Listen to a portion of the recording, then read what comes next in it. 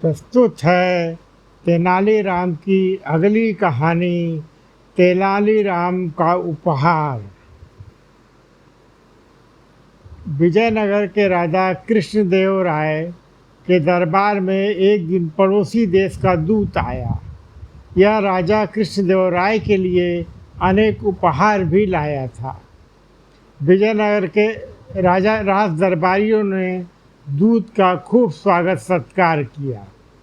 तीसरे दिन जब दूत अपने देश जाने लगा तो राजा कृष्णदेव राय ने भी अपने पड़ोसी देश के राजा के लिए कुछ बहुमूल्य उपहार दिए। राजा कृष्णदेव राय उस दूत को भी उपहार देना चाहते थे, इसलिए उन्होंने दूत से कहा, हम तुम्हें भी कुछ उपहार देना चाहते हैं। सोना, चांदी, हीरे, रत्न, जो भी तुम्हारी इच्छा हो मांग लो। महाराज, मुझे यह सब कुछ नहीं चाहिए। यदि देना चाहते हैं तो कुछ और दीजिए।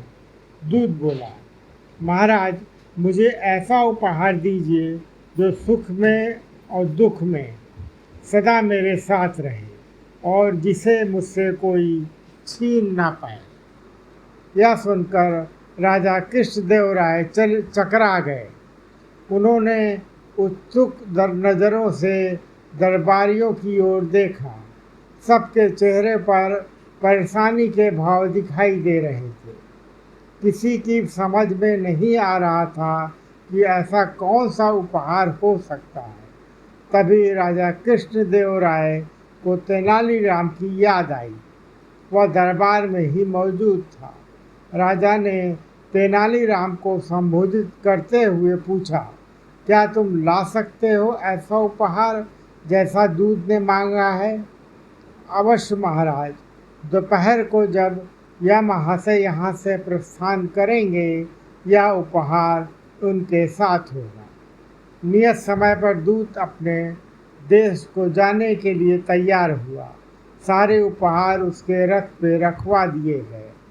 जब राजा कृष्णदेव राय ने उसे विदा करने लगे तो दूत बोला, महाराज, मुझे वह उपहार तो मिला ही नहीं जिसका आपने मुझसे वादा किया था।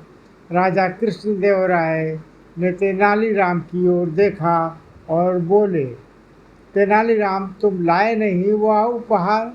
इस पर तेनालीराम हंसकर बोला, महाराज, वह उपहार तो इस समय भी इनके साथ ही है, लेकिन यह उसे देख नहीं पा रहे हैं। इनसे कहिए कि जरा पीछे पलट कर देखें। दूत ने पीछे मुड़कर देखा, मगर उसे कुछ भी नजर नहीं आया। वह बोले, कहाँ है वह उपहार?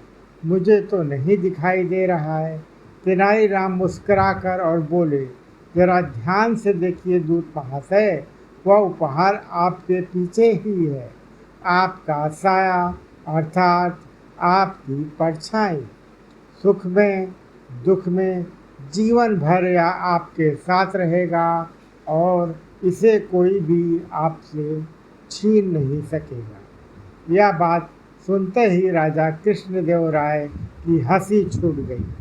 दूत भी मुस्कुरा पड़ा और बोला, महाराज, मैंने तेनालीराम की बुद्धिमत्ता की काफ़ी तारीफ सुनी थी, आज प्रमाण भी मिल गया। तेनालीराम मुस्कुरा कर रह गए। धन्यवाद।